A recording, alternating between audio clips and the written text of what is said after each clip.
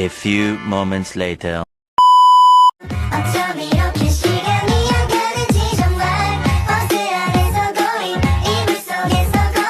Dalam video ini, saya akan memaparkan materi sebagai bentuk tugas akhir dari mata kuliah Ushul Fikih yang diampu oleh Bapak Ishak Suryono, MAG. Secara bahasa, ushul merupakan bentuk jamak dari kata ashal yang berarti dasar, fondasi, atau pokok suatu yang menjadi landasan. Fikih berarti pemahaman atau pengetahuan yang mendalam, khususnya terkait hukum syariat Islam yang berhubungan dengan tindakan manusia, baik ucapan maupun perbuatan. Jadi, secara istilah, ushul fikih adalah ilmu yang mempelajari kaidah-kaidah aturan dan metode yang digunakan untuk menggali dan menetapkan hukum Islam dari sumber-sumbernya secara sistematis dan metodologis. Ilmu ini membahas cara memperoleh hukum syariat dari dalil-dalil yang terperinci, seperti Al-Quran, hadis, ijma, dan qiyas. Sejarah perkembangan ushul fikih. Yang pertama, pada masa Nabi Muhammad SAW, ushul fikih sebenarnya sudah ada ketika beliau menerima wahyu dan menetapkan hukum berdasarkan Al-Quran dan Sunnah. Namun, pada waktu itu, ushul fikih belum menjadi ilmu yang terpisah dan sistematis, karena hukum langsung disampaikan oleh Nabi secara lisan. Yang kedua, setelah Nabi wafat, para sahabat dan tabi'in mulai menghadapi tantangan dalam menetapkan hukum Islam, karena wilayah kekuasaan Islam semakin luas dan banyak orang non-Arab yang belum memahami nas secara mendalam. Oleh karena itu, muncul kebutuhan untuk menetapkan kaidah dan metode dalam memahami dalil, sehingga ushul fikih mulai berkembang sebagai ilmu yang membantu penafsiran hukum. Yang ketiga, pada abad kedua dan awal abad ketiga Hijriah, ushul fikih mulai disusun secara lebih teratur dan menjadi disiplin ilmu tersendiri. Pada masa kekhalifahan Abbasiyah, para ulama mulai merumuskan prinsip dan metode penggalian hukum Islam yang dikenal dengan ushul fikih. Imam Muhammad bin Idris Asy-Syafi'i adalah tokoh penting yang pertama kali menulis ushul fikih dalam kitab Ar-Risalah yang menjadi dasar metodologi ushul fikih sampai sekarang. Yang keempat, setelah masa Imam Syafi'i, ushul fikih terus berkembang dan diperbaiki oleh ulama dari berbagai mazhab seperti Hanafi, Maliki, dan Hambali. Mereka mengembangkan kaidah ushul fikih berdasarkan pengalaman ijtihad dan metode masing-masing, sehingga ilmu ini menjadi lebih lengkap dan sistematis. Dalam periode ini juga muncul dua aliran utama dalam ushul fikih, yaitu aliran Syafi'iyah yang lebih teoritis. Sumber pengambilan hukum Islam terdiri dari 4 sumber utama yang diakui oleh para ulama. Yang pertama, Al-Quran adalah wahyu Allah yang diturunkan kepada Nabi Muhammad SAW melalui malaikat Jibril sebagai pedoman hidup dan sumber hukum utama bagi umat Islam. Al-Quran mengatur berbagai aspek kehidupan seperti ibadah, muamalah, akhlak, dan hukum pidana. Keaslian dan keunggulan Al-Quran sebagai sumber hukum dibuktikan dengan ketidakmampuan manusia untuk menandingi isinya. Yang kedua, hadis merupakan segala perkataan, perbuatan, dan persetujuan Nabi Muhammad SAW yang berfungsi sebagai penjelas dan pelengkap hukum dalam Al-Quran. Hadis juga menjadi sumber hukum kedua setelah Al-Quran dan menjadi rujukan penting dalam menetapkan hukum Islam. Yang ketiga, ijma adalah kesepakatan para ulama mujtahid pada suatu masa setelah wafatnya Nabi Muhammad SAW dalam menetapkan suatu hukum Islam. Ijma berperan sebagai sumber hukum yang menguatkan dan melengkapi hukum dari Al-Quran dan hadis. Yang keempat, qiyas adalah metode analogi yang dipakai untuk menetapkan hukum pada masalah baru dengan mengaitkan pada hukum yang sudah ada dalam Al-Quran dan hadis. Berdasarkan persamaan ilat atau sebab, hukum qiyas digunakan ketika tidak ditemukan ketentuan langsung dalam Al-Quran, hadis, maupun ijma.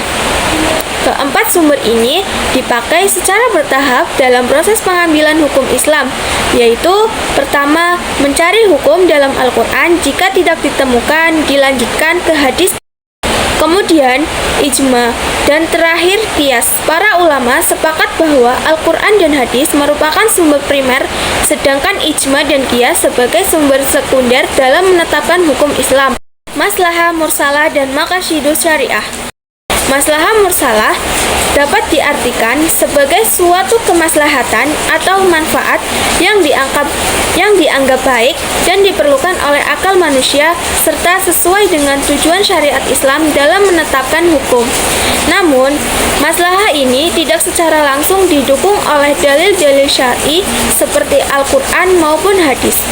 Juga tidak secara eksplisit dilarang oleh karena itu, maslahah mursalah ini bersifat umum dan dapat dijadikan dasar dalam menetapkan hukum baru, selama tidak bertentangan dengan nas atau teks syariat dan ijma atau kesepakatan ulama.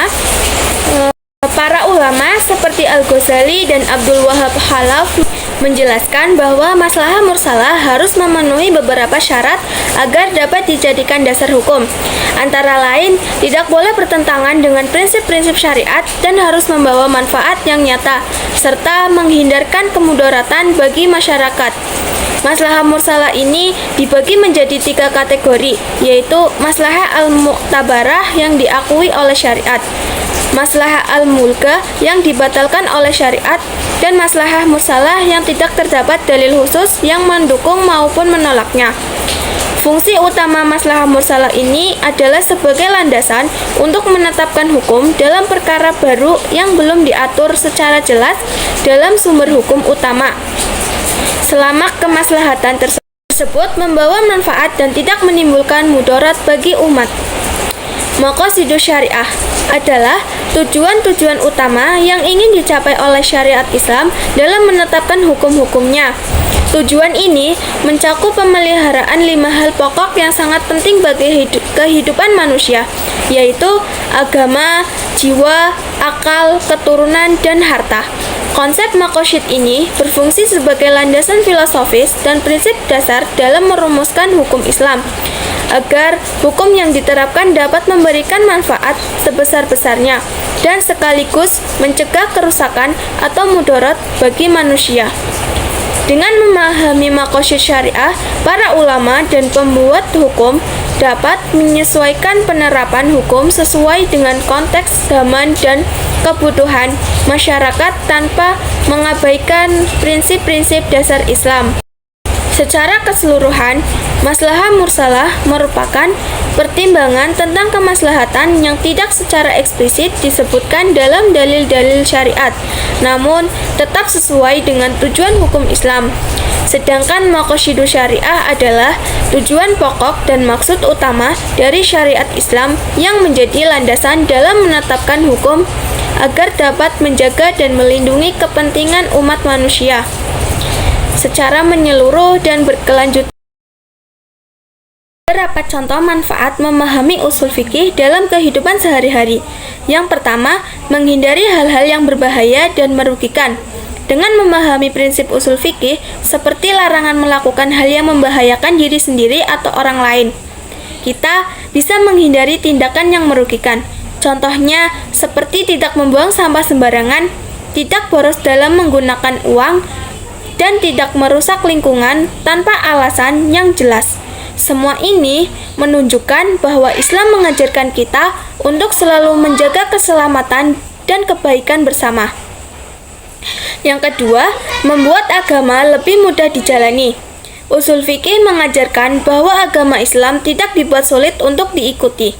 Ada prinsip yang mengatakan bahwa kesulitan dalam beragama harus dihindari, sehingga kita bisa menjalankan ibadah dengan cara yang mudah dan tidak memberatkan. Contohnya adalah kemudahan dalam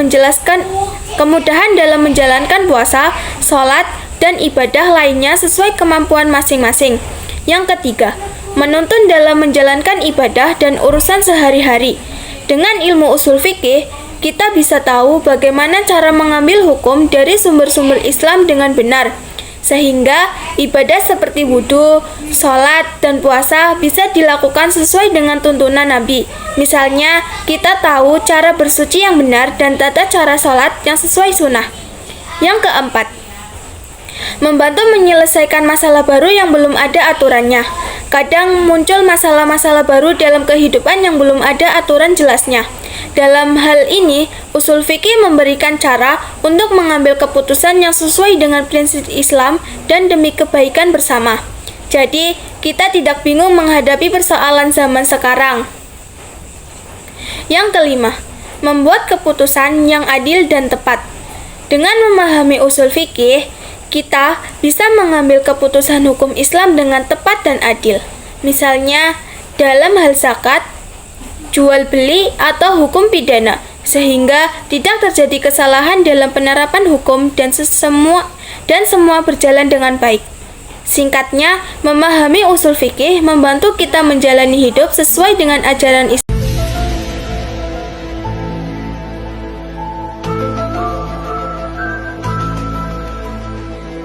A few moments later.